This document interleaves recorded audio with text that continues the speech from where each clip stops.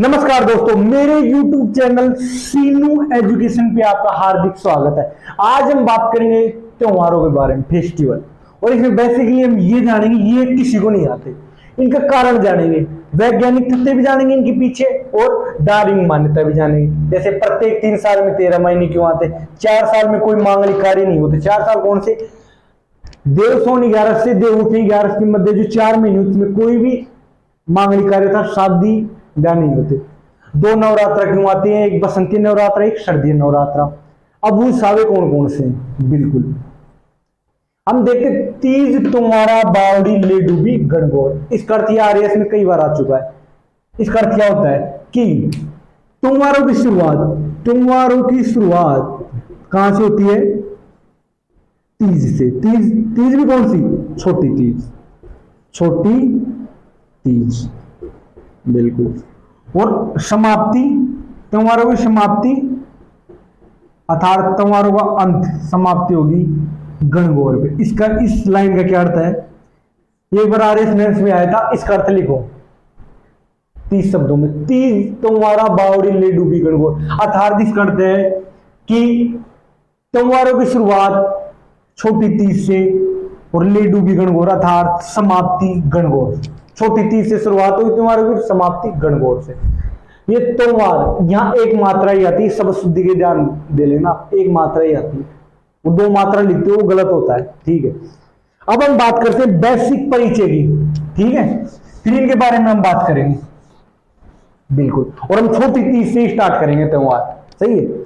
हमारे 3-4 कैलेंडर होते हैं। फर्स्ट होता है ग्रीगोरियन कैलेंडर, ठीक है। सेकंड होता है शक संवत कैलेंडर। थर्ड होता है विक्रम संवत कैलेंडर। और चौथा होता है कौन सा? हिजरी सन, जो कि बेसिकली मुसलमानों में होता है, हिजरी सन। इस प्रकार से 4 कैलेंडर होते हैं। अब ये आप जानते हो, ये सूर्य गणना पर आधारित है, सूर्य गणना पर,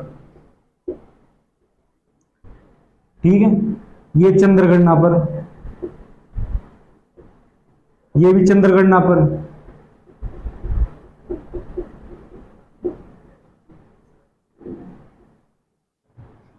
ये, हाँ, ये चंद्र गणना पर। ये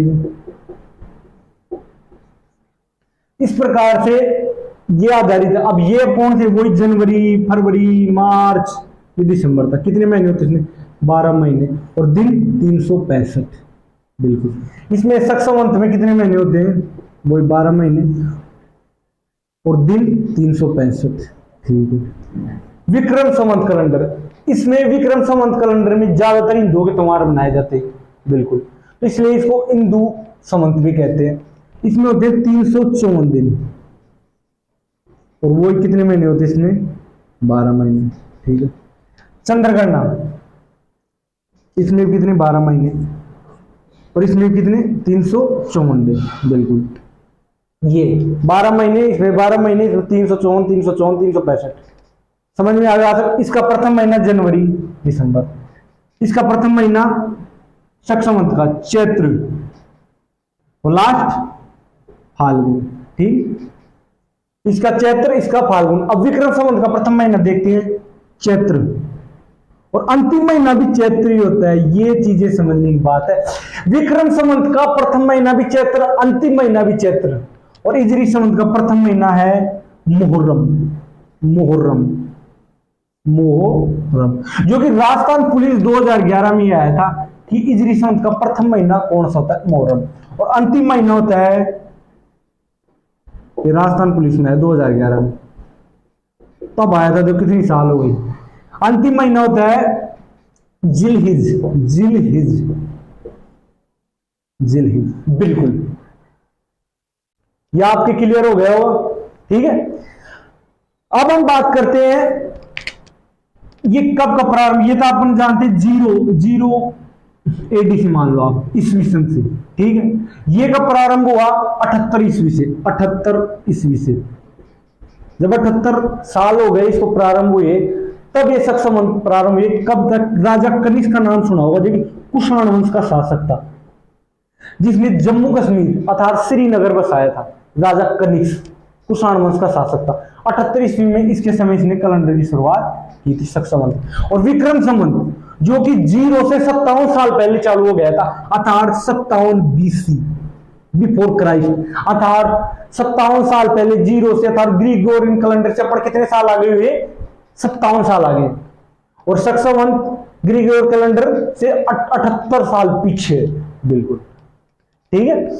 अब हम पढ़ते हैं विक्रम संवत के त्योहार कैलेंडर, बिल्कुल, जो कि हिंदुओं का कैलेंडर भी माना जाता है। मेरे हिसाब से ये क्लास अपने कॉम्पिटिटिव की तरह ही नहीं देखनी, ये कोई भी देख सकता है, क्योंकि अपने को अपनी हिंदू संस्कृति के बारे में पता होना चाहिए ये चीज। और ये गारंटी जो अपन चैलेंज देता हूं, RA से किसी भी एग्जाम में एक भी क्वेश्चन तुम्हारे के बाद चला जाए तो मुझे आगे कह देना। अब हम बात करें विक्रम संवत कैलेंडर के बारे में। प्रथम महीना चैत्र और अंतिम महीना भी चैत्र, बिल्कुल सही सुना। प्रथम महीना चैत्र कैसे, अब देखते हैं। इस प्रकार इसमें एक महीना होता है जिसमें 2 पक्ष होते हैं। कौन सा? हर महीने में कौन से 2 पक्ष होंगे? एक को कहते हैं कृष्ण पक्ष, क्या कहते हैं? कृष्ण पक्ष। और एक को हम कहते हैं शुक्ल पक्ष, शुक्ल पक्ष। दूसरी बात हम इसको बदी पक्ष, और इसको कहते हैं शुद्धि पक्ष, शुद्धि पक्ष। जैसे कोई बच्चा शरारती करता है तो हम बोले बदी मत कर, ये शुद्धि पक्ष, ठीक है। ये वो 15 दिन और ये भी 15 दिन कृष्ण पक्ष। परंतु जब महीना स्टार्ट होता था, महीना प्रारंभ होता है, तो प्रथम पहले आता है कृष्ण पक्ष। पहले 15 दिन कौन आएगा? कृष्ण पक्ष। अंतिम 15 दिन शुक्ल पक्ष, ठीक है। अब देखो इसमें क्या होता है, इसमें चांद क्या होता है? घटता जाता है, घटता जाता है, ठीक है। तो पहले पूरा दिख रहा चांद, धीरे धीरे धीरे धीरे घटता जाएगा और लास्ट में अंधेरी हो जाएगी। लास्ट में 15वां दिन आएगा ना इसका, प्रथम दिन, फिर 15वां दिन। 15वें दिन को कहते हैं अमावस्या। क्या कहते हैं? अमावस्या। इस प्रकार से इसका पहला दिन वही महीने का 16वां दिन, इसका पहला दिन, क्योंकि ये महीने के 15 दिन बाद में स्टार्ट हो रहा है। फिर ये चांद क्या है? फिर ये यहां घट रहा, अब यहां चांद बढ़ता है, अर्थात चांद दिखना प्रारंभ हो जाएगा। और लास्ट में इसका 15वां दिन आएगा, अर्थात महीने का आखिरी दिन होगा, उस दिन चांदनी रात हो जाएगी। क्या चांदनी? और वो क्या हो जाएगा? पूर्णिमा। क्या हो जाएगा? पूर्णिमा। तो हम समझ सकते हैं कोई भी महीना हो विक्रम संवत का जिसके मध्य में था 15 दिन में, तो बीच में आती है 15 दिन में तो आती है अमावस्या, और लास्ट में आती है पूर्णिमा। अर्थात जब पूर्णिमा दी जाए आपको, अर्थात ये महीना खत्म होने वाला, उसके अगले दिन दूसरा महीना स्टार्ट हो जाएगा। अब हम पढ़ते हैं कि चैत्र प्रथम और अंतिम महीना भी चैत्र, ये कैसे? अब देखते हैं। देखो चैत्र में भी सेम वही सिस्टम है, कृष्ण पक्ष, फिर आई अमावस्या। शुरू में कहां से स्टार्ट होगा? चैत्र, चैत्र शुक्ल एकम से, वो सॉरी कृष्ण एकम से, एकम कह दो पड़वा कह दो, वही बात है। चैत्र कृष्ण एकम से और समाप्त हो, फिर इसके बाद अमावस्या, फिर चैत्र स्टार्ट, फिर अमावस्या 15 दिन, 15वें दिन, फिर 16वें दिन चैत्र शुक्ल एकम, एकम, ठीक है। फिर पूर्णिमा। इस प्रकार से चैत्र प्रत्येक का ये हो, चैत्र वैशाख जेठ किसी का भी हो, इसका ये सिद्धांत ये इस प्रकार से चलता है। पहले 15 दिन कृष्ण पक्ष, चैत्र कृष्ण एकम, फिर अमावस्या, फिर 16वें दिन चैत्र शुक्ल एकम, फिर पूर्णिमा, फिर महीना खत्म। अब देखो हमारे हिंदू त्योहार में स्टार्ट चैत्र से होगा। चैत्र में कहां से स्टार्ट करते हैं? हम चैत्र शुक्ल एकम से मानते हैं। कहां से मानते हैं स्टार्ट? चैत्र शुक्ल एकम से। कहां से मानेंगे साल की शुरुआत? चैत्र शुक्ल एकम से, ठीक है।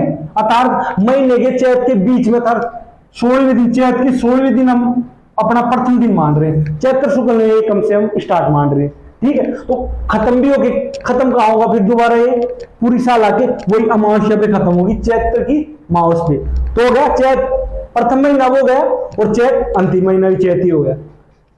समझ गए? इस प्रकार से स्टार्ट भी चैत्र से और समाप्त भी चैत्र में होता है। समाप्त होगा मास को और स्टार्ट होगा चैत्र शुक्ल एकम को। चैत्र कृष्ण एकम से स्टार्ट नहीं करते। क्यों नहीं करते? क्योंकि कृष्ण पक्ष है, काला पक्ष है, इसको हम अशुभ मानते हैं, इसलिए हम इसको स्टार्ट नहीं करते। तो हम स्टार्ट करते हैं तो महीना या साल हम कब से स्टार्ट करते हैं? चैत्र शुक्ल एकम से, ठीक है।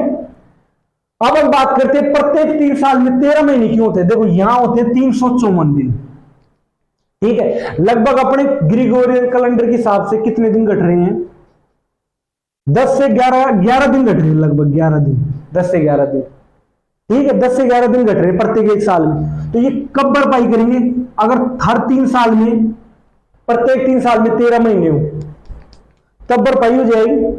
तो इसलिए इसमें 354 दिन होते हैं, उसमें 365।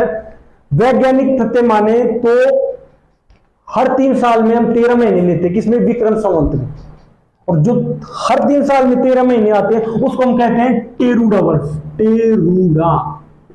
टेरूडा वर्ष क्या कहते हैं, जो हर 3, जो कि अब की बार है, ठीक है। प्रत्येक 3 साल में 13 महीने, अब की बार 2 सावन है, क्या है, 2 सावन है, क्योंकि टेरूडा वर्ष कहेंगे अब की बार। इस वर्ष को क्या कहेंगे हम, टेरूडा वर्ष, बिल्कुल।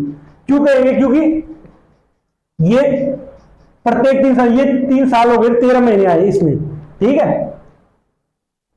ये वैज्ञानिक तथ्य क्या हो गया कि ग्रिगोरियन कैलेंडर की बराबरी करने के लिए हम प्रत्येक 3 साल में 1 महीना ऐड करते विक्रम संवत का, ठीक है।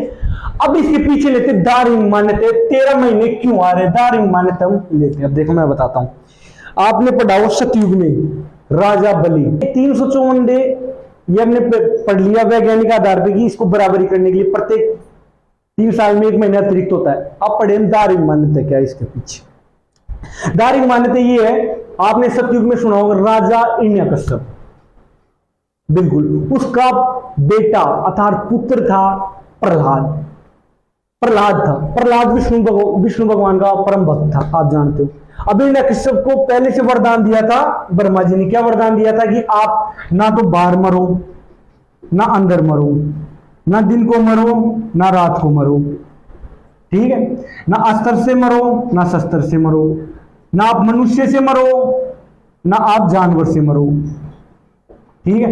ना आप किसी महीने में मरो, ये भी वरदान दिया था, ना आप किसी महीने में मरो।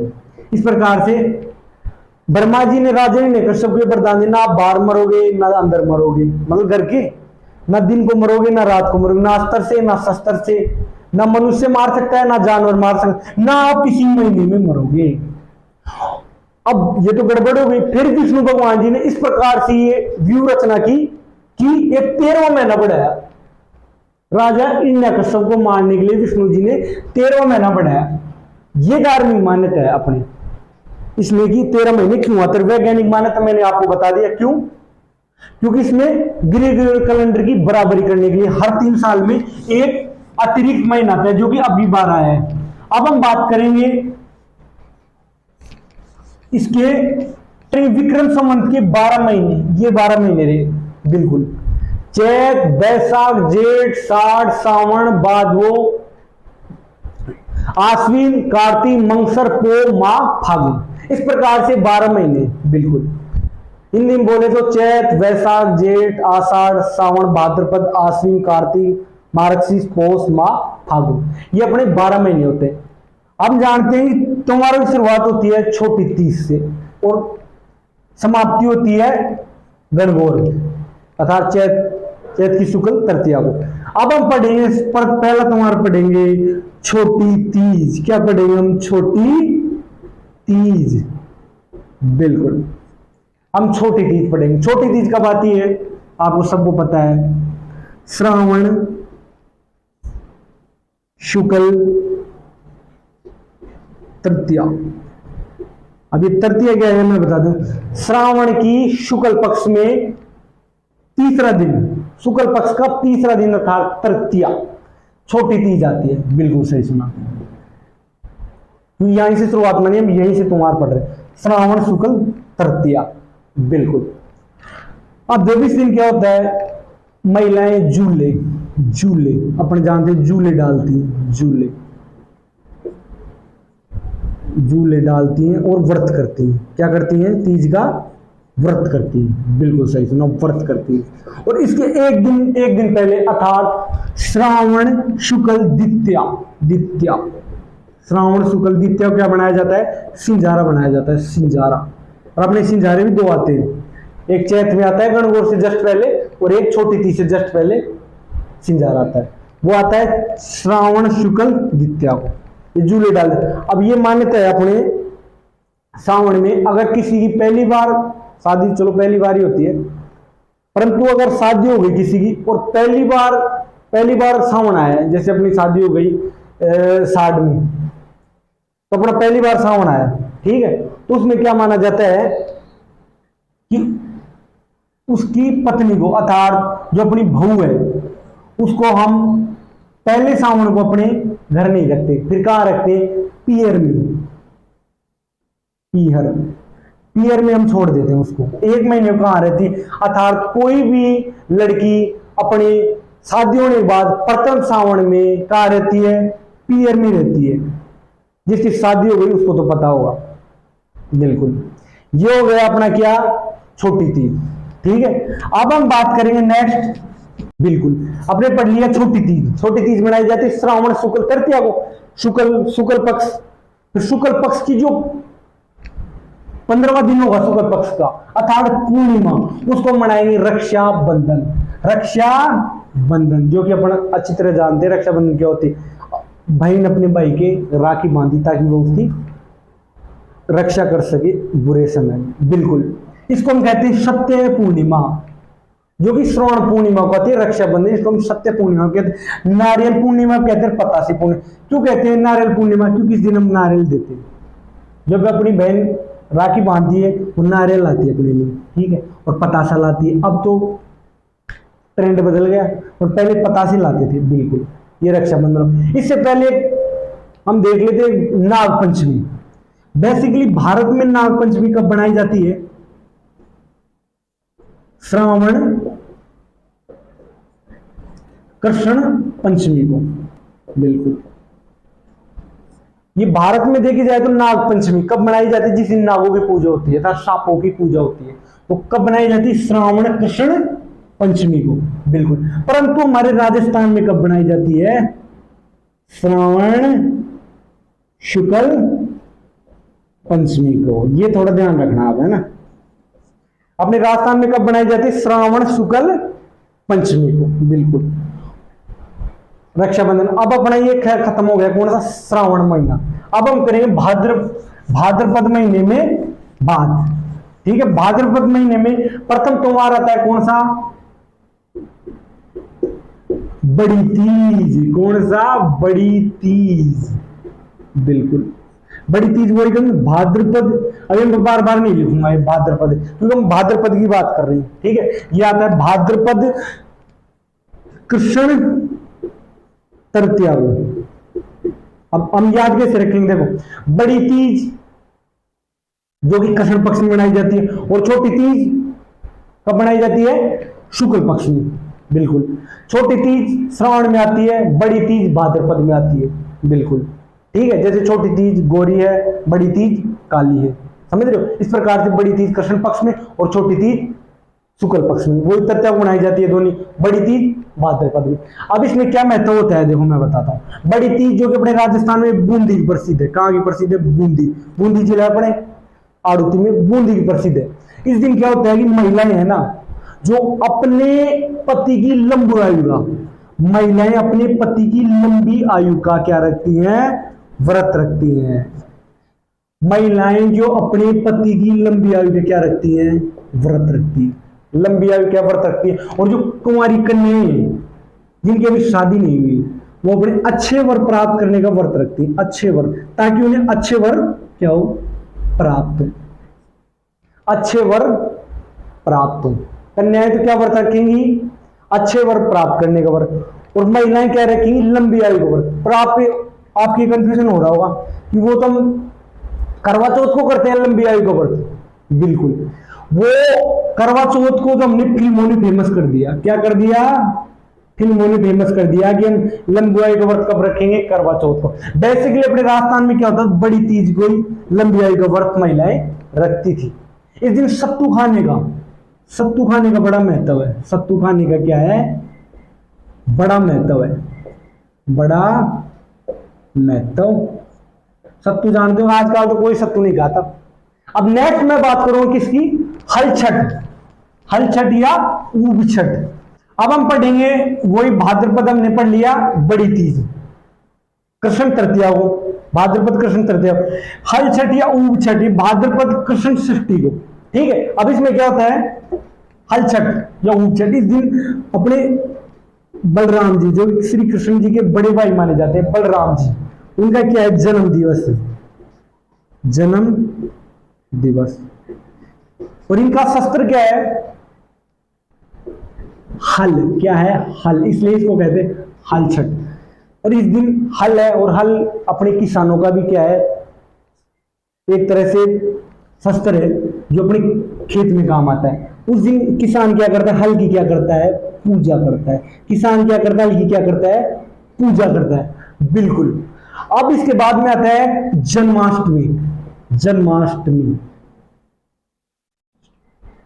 अब जन्माष्टमी वही, ये कृष्ण षष्ठी को, वही भाद्रपद ही चल रहा है, ये आएगी कृष्ण षष्ठी अष्टमी, अर्थात ये कृष्ण की 8वें दिन, समझे, कृष्ण अष्टमी को। जन्माष्टमी वो अपन जानते हैं श्री कृष्ण जी का जन्म हुआ, अर्थात देखो मैं बताता हूं एक सेकंड, श्री कृष्ण जी का जन्म, अर्थात बलराम जी से जस्ट 2 दिन पहले जन्म हुआ। कृष्ण षष्ठी को बलराम जी का जन्म हुआ, और फिर 2 दिन बाद किनका जन्म होगा, श्री कृष्ण जी का जन्म। ये जन्माष्टमी का जो अपन व्रत करते हैं, ये ऐसा व्रत है जो रात्रि 12 बजे खुलता है। रात्रि 12 बजे क्या करता है, खुलता है।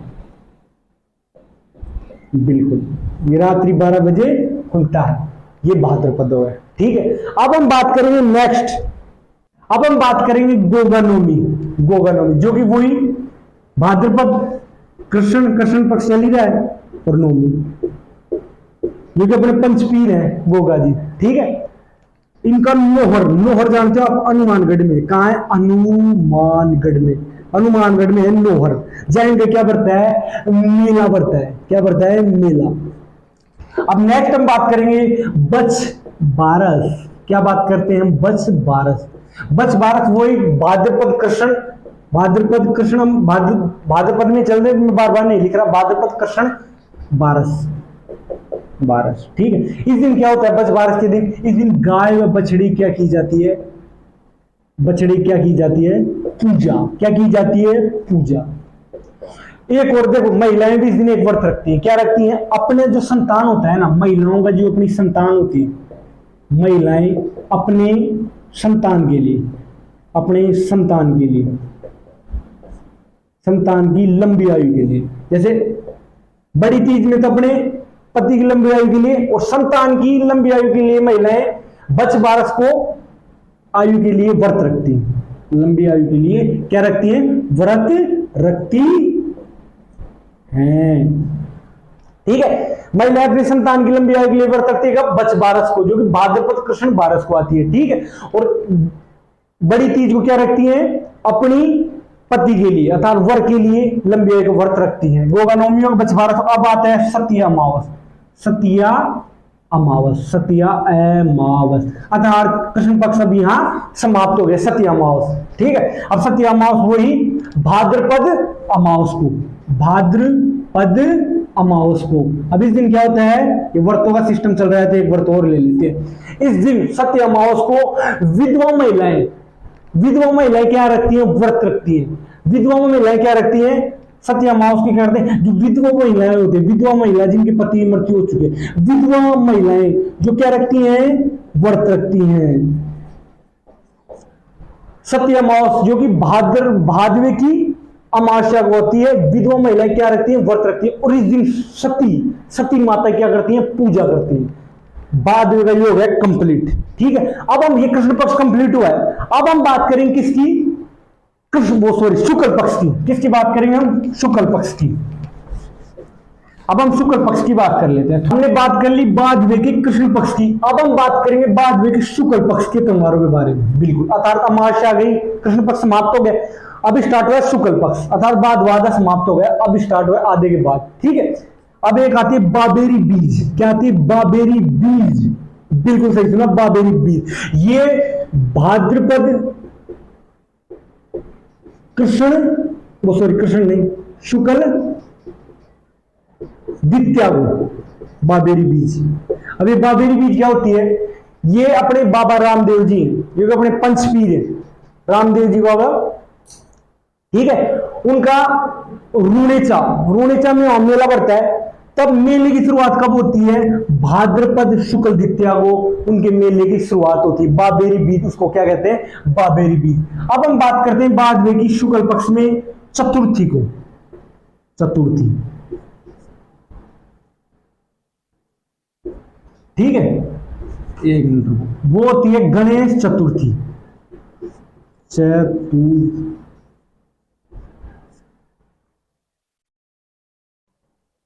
गणेश चतुर्थी ये कब आती है? वो भाद्रपद शुक्ल चतुर्थी है तो चौथ को, मतलब चतुर्थ,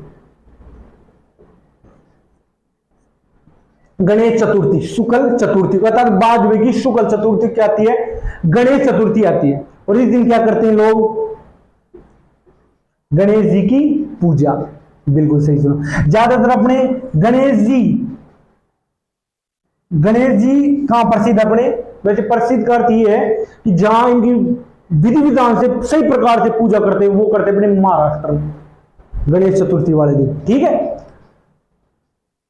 इस दिन पुरुष अर्थात जो लड़के हैं वो व्रत रखते हैं। क्या रखते हैं? व्रत रखते हैं। व्रत रखते हैं कौन? लड़के। अब सारे लड़कियों के लिए व्रत है तो ये एकमात्र गणेश चतुर्थी को हम लड़के व्रत रख सकते हैं। बिल्कुल सही सुना, लड़के व्रत रखते हैं। अब हम बात करेंगे राजस्थान में गणेश जी के मंदिर कहां कहां है। राजस्थान में गणेश जी के मंदिर कहां कहां है? गणेश जी के मंदिर, ठीक है। फर्स्ट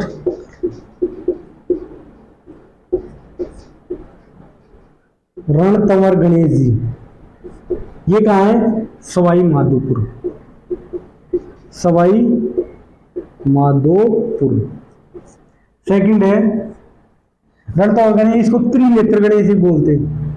त्रिनेत्र गणेश, ठीक है। एक है बाजना गणेश। बाजना गणेश ये कहां है? सिरोही। सिरोही। एक है नाचना गणेश।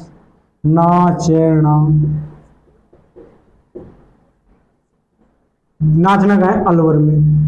एक है सिंह पे सवार। सिंह यानी शेर पे सवार, सिंह पे सवार। बेसिकली चूहे पे सवार होता है गणेश जी, पर यहाँ सिंह पे सवार है। ये है बीकानेर में। कहाँ है? बीकानेर में। और पांचवा है एक गढ़ गणेश। गढ़ गणेश जो कि कहाँ है? जयपुर में। कहाँ है? जयपुर में, बिल्कुल। रणतंवर गणेश जी जो किसको हम त्रिनेत्र गणेश जी कहते हैं, ये राजस्थान में सबसे बड़ा मेला कहां बढ़ता है? सवाई माधोपुर। त्रिनेत्र गणेश जी का, ठीक है। ये सर रणभंवर है, सॉरी तंवर, रणभंवर गणेश जी कहां है? सवाई माधोपुर में। बाजना गणेश सिरोही में। बाजना गणेश क्यों है? देखो किस प्रकार से याद करेंगे इनको। यहाँ कोई सिरोही में झरना है, ठीक है, वहां झरने के पास कोई आवाज आती है, वहां गणेश जी का मंदिर है, ठीक है, तो हम इसको क्या कहते हैं? बाजना गणेश। नाचना गणेश अलवर में है। अलवर में क्यों है? देखो याद कैसे करेंगे नाचना गणेश। अलवर में नीलकंठ महादेव का मंदिर है, और नीलकंठ अर्थात शिव जी अर्थात महादेव जी। गणेश जी की क्या है? पिता। जहां पिता होंगे तो बच्चे के कोई टेंशन नहीं, वो आप आराम से नाचेगा। तो हम इस प्रकार से याद कर सकते हैं। नाचना गणेश कहाँ है? अलवर में। और सिंह पे सवार, सिंह यानी शेर पे सवार, बीकानेर में। और गढ़ गणेश मतलब खड़े गणेश की मूर्ति है, वो कहाँ है? जयपुर में। अब एक घुमा के कैसे क्वेश्चन आता है मैं बताता हूँ कि नाचना गणेश या सिंह पे सवार है गढ़ गणेश का मेला कब पड़ता है? अरे कभी भी हो, गणेश जी का तो तभी पड़ेगा गणेश चतुर्थी को। कब पड़ेगा? वही गणेश चतुर्थी को। भाई कोई सा गणेश आ जाए, चाहे त्रिनेत्र आ जाए, बाजना, नाचना, सिंह पे सवार, गढ़ गणेश, कब बढ़ेगा? वही गणेश चतुर्थी को। और गणेश चतुर्थी हम जानते हैं भाद्रपद शुक्ल चतुर्थी को, इसमें कोई दिक्कत नहीं। और अपन गणेश जी जब स्टार्ट गणेश चतुर्थी से, और अपन गणेश जी ले आते हैं और घर में स्थापित कर देते हैं, और विसर्जन उसका होता है 10 दिन बाद, अर्थात गणेश भाद्रपद शुक्ल चतुर्दशी को। अब उसको हम क्या बोलते हैं, चतुर्दशी को, मतलब भाद्रपद शुक्ल चतुर्दशी को, अर्थात 10 दिन बाद गणेश विसर्जन कर देते हैं। कई बार हमने फिल्मों में देखा है गणेश जी को विसर्जन करते हैं समुद्र में ले जाकर। इस प्रकार से गणेश जी का विसर्जन कब होगा, भाद्रपद शुक्ल चतुर्दशी, अर्थात इसके 10 दिन बाद गणेश जी स्थापित होंगे गणेश चतुर्थी को, और विसर्जन हम 10 दिन इसकी पूजा करेंगे। और भाद्रपद शुक्ल चतुर्दशी का 14, इसको हम बोलेंगे 14, इस दिन अपन गणेश जी का विसर्जन कर देंगे। ठीक है, ओके। अब करेंगे नेक्स्ट पंचमी, जो कि कब आती है, भाद्रपद शुक्ल की बात कर रहे हैं, और पंचमी को। इस दिन क्या होता है कि माहेश्वरी समाज होता है अपने हिंदुओं में, माहेश्वरी समाज। माहेश्वरी समाज क्या करता है, इस दिन अपना रक्षाबंधन सेलिब्रेट करता है। वैसे हम कब करते हैं रक्षाबंधन सेलिब्रेट, श्रावण पूर्णिमा को, और ये माहेश्वरी समाज है जो कि रक्षाबंधन इस ऋषि पंचमी को सेलिब्रेट करता है, अर्थात भाद्रपद शुक्ल पंचमी को। बिल्कुल। अब ये एक बार ये देख लेते, आप सोच रहे हो ये नहीं बता रहे, एक बार ये देख ले, प्रत्येक 3 साल में 13 महीने मैंने बता दिया, धार्मिक मान्यता और वैज्ञानिक तथ्य क्या है बराबर करने के लिए। ठीक है, अब है 4 माह में कोई मांगलिक कार्य नहीं, देवसोनी 11, हम बात कर रहे हैं 4 माह में कोई मांगलिक कार्य क्यों नहीं, देवसोनी 11, कार्तिक में देवउठनी 11, अर्थात ये 4 माह हो गए, साढ़ सावन भादो आश्विन, अर्थात इसको हमें चौमासा क्या कहते हैं हम, चौमासा। ये द्विगु समास, इसमें कौन समास है, द्विगु, चौ यानी 4 मासा, मास यानी माह है, महीने, तो 4 महीने ऐसे होते हैं जिनमें कोई मांगलिक कार्य नहीं होता। कौन कौन से महीने हैं, साढ़ सावन भादो आश्विन। क्यों नहीं होते, क्योंकि देव सो जाते, देवता सो गए, और 4 महीने बाद देवता उठ जाते, अर्थात इन 4 महीनों में देवता सोए रहते। बिल्कुल। अब देवता सो गए तो अपने कार्य कौन करेगा, इसलिए मांगलिक कार्य नहीं होते। अब हम इसकी बात करते हैं धार्मिक मान्यता क्या है, इसके पीछे क्यों नहीं होते कार्य। धार्मिक मान्यता आपने पढ़ा होगा, धार्मिक मान्यता ये है कि सतयुग में वामन अवतार विष्णु जी ने लिया था। क्यों लिया था, क्योंकि राजा बलि हुए थे, वो बड़े दानवीर थे, कोई भी उनसे कुछ भी आके मांग ले वो कभी किसी को मना नहीं करते थे। वो प्रतापी भी थे, वीर थे, इतने वो युद्ध कर करके पूरे स्वर्गलोक, पातालोक, प्रत्येक लोक को, पृथ्वीलोक, प्रत्येक लोक को उन्होंने जीत लिया, और अब इंद्रलोक की तरफ चढ़ाई करने वाले थे। तभी इंद्र जी घबरा गए और विष्णु भगवान जी के पास गए। विष्णु भगवान जी को बोले कि मेरे को बचाओ। विष्णु भगवान जी राजा बलि के लिए, भाई इसको तो बचाना पड़ेगा, तो वामन अवतार धारण किया, अर्थात छोटे ब्राह्मण का अवतार धारण करके राजा बलि के पास चले गए। राजा बलि जो कि राक्षस राजा थे, बिल्कुल सही सुना, राक्षस राजा थे। अब उनके पास चले गए और उनके पास 3 पग 3 पैर भूमि मांग ली। अब राजा बलि सोचे यार छोटा ब्राह्मण है, 3 पैर कितनी होगी, उन्होंने दे दी। अब दे दी तो उन्होंने अपना वो विशाल रूप धारण किया, राजा वामन ने, वो सॉरी ब्राह्मण वामन ने, अर्थात वो विष्णु भगवान ने अब धारण किया। तो उन्होंने दोनों पैरों में 3 लोग नाप लिए, दोनों पैरों में, और तीसरा पैर अभी भी शेष था। तो राजा बलि को बोले विष्णु भगवान जी, अब वामन अवतार, कि अब मैं कहां रखूं तीसरा पैर, तो उन्होंने बोला मेरे सिर पे रख लो।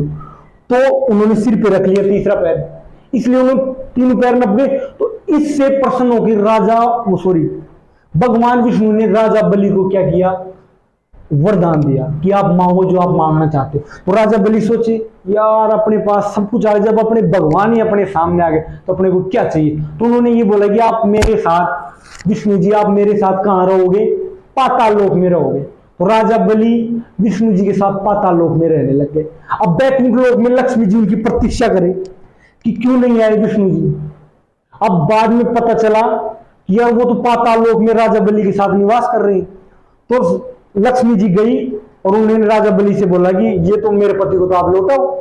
तो राजा बलि बोले यार अब माता लक्ष्मी आ गई तो अपन अब तो जाना ही पड़ेगा। फिर उन्होंने एक कंडीशन रख ली कि 8 महीने विष्णु भगवान जी लक्ष्मी जी के पास रहेंगे। ठीक है, 12 महीने होते अपने, और 4 महीने पाताल लोक में किसके पास रहेंगे? राजा बलि के पास रहेंगे, अर्थात ये मेरे पास रहेंगे। ये कंडीशन रख दी राजा बलि ने। तो 8 महीने लक्ष्मी जी के पास रहते हैं तो अपने त्योहार मनाते हैं कोई दिन, और पाताल लोक में जब विष्णु जी राजा बलि के पास रहते हैं 4 महीने, तब हम कोई भी मांगलिक कार्य नहीं करते। इसलिए हम इन 4 महीनों में त्योहार नहीं मनाते। ये तो एक धार्मिक मान्यता। अब करते वैज्ञानिक मान्यता क्या है? बिल्कुल चौमासा, अर्थात 4 मास। इसमें क्या बारिश ज्यादा होती है, आमतौर पर अपन जानते हैं कि इसमें बारिश ज्यादा होती है। इन 4 महीनों में बारिश ज्यादा होती है, तो बारिश ज्यादा होती है तो वैसे भी ढंग से काम होगा नहीं। तो हमने एक ये परंपरा मानी, इन 4 महीनों में कुछ शादी ब्याह नहीं करेंगे। ये बात हो गई। ये 4 महीने कोई मांगलिक कार्य नहीं। आशा करता हूँ आपके समझ में आ गई होगी। 2 नवरात्र कब मनाए जाते हैं? एक तो चैत में आते हैं, इनको तो बोलते हैं बसंतीय नवरात्र, बसंतीय नवरात्र। और एक आते हैं आश्विन में, इनको बोलते हैं सर्दीय नवरात्र, सर्दीय नवरात्र। अब ये क्यों बनाए जाते हैं? माता दुर्गा अर्थात देवी दुर्गा ने महिषासुर नामक राक्षस का वध किया था। अब कब किया? उन्होंने युद्ध लड़ते लड़ते 10 दिन हो गए, 10 दिन व नवरात्रि, इतने दिन युद्ध चला। महिषासुर नामक राक्षस से माता दुर्गा ने 10 दिन और नवरात्रि युद्ध किया था। इसलिए उस उपलक्ष्य में फिर इसका वध कर दिया था महिषासुर का। तो इस उपलक्ष्य में नवरात्रा बनाए जाते हैं। और वो कब किया था? इस अश्विनी महीने में। कौन से में युद्ध हुआ था? अश्विनी महीने में युद्ध हुआ था, इसलिए अश्विनी नवरात्र। फिर ये चैत में क्यों बनाए जाते हैं? चैत में हम इसलिए बनाते हैं क्योंकि चैत में अपना हिंदुओं का कैलेंडर अर्थात शुरू होता है, प्रारंभ होता है। इसलिए अपन सोच रहे हैं अच्छे दिन भाई ये बनाए जाते हैं चैत्र शुक्ल एकम से, बिल्कुल एकम से। तो हम सोच रहे अच्छी चीज ये है तो शुरुआत में क्यों ना बना ली जाए। इसलिए मेन तो कौन से हैं? ये वाले। इस अश्विन में युद्ध हुआ था महिषासुर के साथ माता दुर्गा का। परंतु बसंत में अपन ये बनाते हैं कि अपना स्टार्ट करने अपना कैलेंडर, तो कुछ अच्छी चीजों से शुरुआत की जाए, इसलिए हम चैत्र में भी बनाने लग गए। तो आशा करता हूँ ये चीजें आपके समझ में आ गई। अब हम करते हैं एबूज सावा। एबूज सावा, एबूज सावा क्या होता है? ये सबकी कंफ्यूजन। एबूज सावा ये है जिसमें हम पंडित जी की सलाह नहीं लेते। अपन पूछने नहीं जाएंगे पंडित जी ये हमारे पुत्र है और ये हमारी होने वाली बहू है, इसकी शादी हम क्या करें, कब करें, किस स्थिति को करें? नो। एबू साहब बिना पूछे पंडित जी से अपन सावा निकाल सकते हैं, अर्थात सावा अर्थात शादी कर सकते हैं। क्या कर सकते हैं? शादी। अब 3-4 है, अब देखो मैं बताता हूं आपको। एक तो है आखा तीज जो कि बैसाख में आती है, आखा तीज, बैसाख शुक्ल तृतीया को आखा तीज। रामनवमी जो कि चैत में आती है, चैत्र शुक्ल नवमी को रामनवमी। देव उठनी 11 जो कि मैंने बता दिया कार्तिक में आती है, देव उठनी 11। बड़ल्या नवमी, बड़ल्या नवमी। बसंत पंचमी जो कि माघ शुक्ल पंचमी को आती है। बसंत पंचमी, बड़ल्या नवमी, देव उठनी का, रामनवमी, आखा तीज। बड़ल्या नवमी जो कि साढ़ में आती है, ठीक है, साढ़ शुक्ल नवमी को। ये क्या है? अबूझ सावे, अर्थात इसको पंडित जी को अपने को पूछने की जरूरत नहीं है।